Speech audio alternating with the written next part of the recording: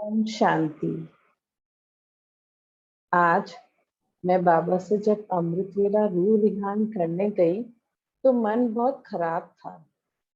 बाबा बोले, बच्चे, क्या बात है, आज बड़े उदास लग रहे हो।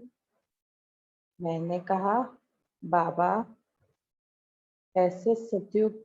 बाबा बोले, बच्चे, अब तो तुम्हें मैंने सतयुग का सब कुछ सौंप दिया है। तुम्हारे लिए एक नई दुनिया क्रिएट कर दी है। अब किस बात की चिंता है। मैंने कहा, बाबा आपने सब कुछ तो दे दिया, लेकिन ऐसे सतयुग का, ऐसी नई दुनिया का क्या फायदा जिसमें आप ही ना हो, जिसमें मेरे बाबा का प्यार ही ना हो। बाबा, मेरी बहुत तमन्ना है कि सतयुग में मेरा कोरोनेशन डे, मेरी ताजपोशी मेरे बाबा के हाथ हो। बाबा ने कहा, बस इतनी सी बात। चलो, आज मेरे बच्चे की ये तमन्ना भी पूरी कर देते हैं। बाबा ने मेरी आंखें बंद करी और बोले, अब चलो मेरे साथ। मैंने कहा, बाबा कहाँ। बाबा बोले, बस तुम देखते जाओ। जैसे ही मैंने आंखें खोली तो आगे एक बहुत सुंदर पुष्प से सजा हुआ विमान था। बाबा से मैंने बोला, बाबा ये क्या है। बाबा बोले, बच्चे, ये पुष्पक विमान है। ये सतयुग में तुम्हारे काम आएगा। मैंने कहा, जैसे छोटे बच्चे बहुत एक्साइटेड हो जाते हैं नई चीज देखकर, वैसे मैं आत्मा भी बहुत एक्साइटेड हो गई इसे देखकर। और बाबा से पूछा, बाबा ये चलता कैसे है। इसमें तो ना स्टेयरिंग है, ना ब्रेक है, और ना ही व्हील्स हैं। ये कैसे चलेगा। बाबा ने कहा, बच्चे, ये पुष्पक विमान है। ये इच्छा शक्ति से चलता है। इसको चलाने के लिए लौकिक चीजों की जरूरत नहीं है। मैं और बाबा उड़ चले पुष्पक विमान में, और कुछ ही पलों में हम पहुंच गए सतयुग में, मेरी नई दुनिया में। ऐसा लगा जैसे मैं टाइम मशीन में बैठी हूँ और सतयुग पहुंच गई। वहां का नजारा देखते ही बनता था। चारों तरफ हरियाली, बड़े बड़े फूल, बगान, गगनचुंबी पेड़। ऐसा लग रहा था कि मानो एक नई दुनिया में आ गई हूँ मैं, बिल्कुल अलौकिक। थोड़ा सा आगे गई तो वहां बहुत बड़े बड़े महल बने हुए थे। सभी जानवर, पशु पक्षी, हर इंसान, सबके चेहरे से बेहद का नूर टपक रहा था। सभी आत्माएं, ऐसा लग रहा था मानो देवी देवता हूँ। वहां पे दरबान खड़ा था। दरबान भी मानो देवता स्वरूप था। किसी को देखकर ऐसा लग ही नहीं रहा था कि कोई प्रजा है और कोई राजा। सब मनुष्य एकसार लग रहे थे। महल जो था उसमें विशाल सोने की ईंटें लगी हुई थी। दरवाजे पर चारों तरफ हीरे जड़े हुए थे, रतन जड़े हुए थे। ऐसा लग रहा था बिल्कुल स्वप्न नगरी है, सपनों की दुनिया है। आगे गई तो वहां पर विशाल सभा आयोजित हो रखी थी।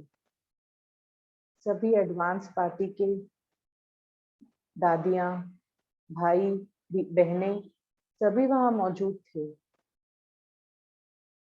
ऐसा लगा मैं इंद्रलोक में आ गई और ये इंद्र की सभा है।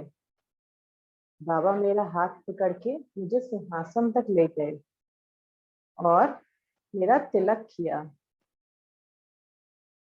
बाबा से तिलक करवा के, राज तिलक करवा के मैं आत्मा धन्य हो गई। फिर बाबा ने मेरे सर पे एक मुकुट रखा। मुकुट क्या था? मानो रत्नों की दुकान थी। उसे देखकर ऐसा लग रहा था कि कितना भारी होगा, लेकिन जब बाबा ने उसे सर पर पहनाया तो ऐसा लगा जैसे रूई जैसा हल्का है। सब कुछ इतना अच्छा लग रहा था। बाबा बोले, बच्चे, आज से तुम विश्व महाराजन हो। तुम्हारा कर्तव्य है अपनी प्रजा का ध्यान रखना। तुम्हें पूरे विश्व का कल्याण करना है। स्वयं से पहले विश्व की सोचना है। तुम विश्व कल्याणकारी आत्मा हो, विश्व परिवर्तक हो। सदा ये बात अपनी माइंड में याद रखना। मैंने कहा, जी बाबा, जरूर याद रखूंगी। सब कुछ इतना अच्छा लग रहा था कि आंखें बंद तक करने का मन नहीं कर रहा था। मेरा दिल गदगद हो रहा था। बस मन में एक और तमन्ना थी कि मेरे बाबा मुझे शुद्ध रस पिलाएं। तभी बाबा बोले, बच्चे, शुद्ध रस पीना है? मैंने कहा, बाबा, मैंने तो कुछ बोला ही नहीं, आपको कैसे पता चला? बाबा बोले, बच्चे, ये सतयुग है। यहाँ पे मुख से कुछ बोलो ना बोलो, विचारों की भाषा सब समझते हैं, सब पढ़ लेते हैं। वैसे ही मैंने भी तुम्हारे मन की बात जान ली। तभी बाबा ने एक गिलास में शूबी रस मंगवाया और मुझे अपने हाथों से पिलाया। उसका टेस्ट इतना अच्छा था कि मैं आत्मा डिस्क्राइब भी नहीं कर सकती। आज तक जितने भी जूसेस पिए थे वो सब उस शूबी रस के आगे फीके थे। बाबा के उस उद्गार से मैं आत्मा बहुत बहुत खुश हो गई। फिर बाबा बोले, बच्चे, अब वापस चलने का समय हो गया।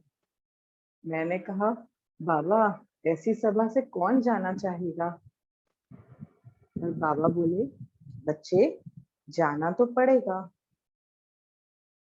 जब मैं आत्मा बाबा के साथ वापस आई तब मेरे मन में कई सारे सवाल उठ रहे थे।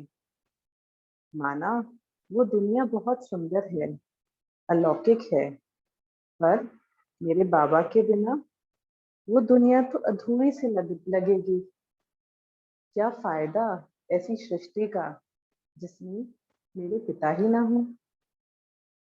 क्या मैं आत्मा वहां खुश रह पाऊंगी? ये सब क्वेश्चंस माइंड में घूम ही रहे थे। तभी बाबा ने बोला, क्या हुआ बच्चे? मैंने कहा, बाबा, वहां सब ऐशो आराम है, लेकिन मेरे बाबा तो वहां नहीं मिलेंगे। आपका साथ जो एक बार छूटेगा वो फिर 5,000 साल बाद मिलेगा। ऐसे में मैं कैसे रह पाऊंगी? मुझे आपका साथ नहीं छोड़ना। और मैं बाबा का हाथ पकड़कर बैठ गई। बाबा बोले, बच्चे, तुम तो जानते हो ये सब एक ड्रामा है। दिन के बाद रात और रात के बाद दिन आना ही है। वैसे ही सृष्टि का चक्र चलता है और ऐसे ही हमारी दुनिया चलती है। जब तुम्हारा पतन होगा तब मैं फिर से आऊंगा तुम्हारा उत्थान के लिए, तुम्हें विश्व की गद्दी सौंपने के लिए। तुम क्यों चिंता करते हो? ये तो ड्रामा है, तुम बस इसके एक्टर हो। डायरेक्टर तो मैं हूँ और मैंने सारी स्क्रिप्ट और पूरा प्ले लिख रखा है। तो तुम कुछ नहीं कर सकते, तुम तो मेरे हाथ की कठपुतली हो। सही कहा बाबा, पर थोड़ा सा समय और चाहिए बाबा, आपके साथ रहने के लिए। जितना आपसे मिलते हैं उतना ही आपसे मिलने की आस बढ़ती जाती है। ऐसा लगता है आप वो प्यार के सागर हो जिससे मन कभी भरता ही नहीं। थोड़ा समय और दे दीजिए बाबा। बाबा बोले, बच्चे, समय तो मैंने तुम्हें दे रखा है, लेकिन अब वो पूरा होने को आया है। अब तुम्हें संपूर्ण बनना है, मेरी आस पूरी करनी है। मैं आत्मा बाबा के इन शब्दों के आगे कुछ ना कह पाई। बाबा बोले, अच्छा बच्चे, अब मैं चलता हूँ। अपने कर्तव्य को याद रखना। तुम्हें विश्व महाराजन बनना है।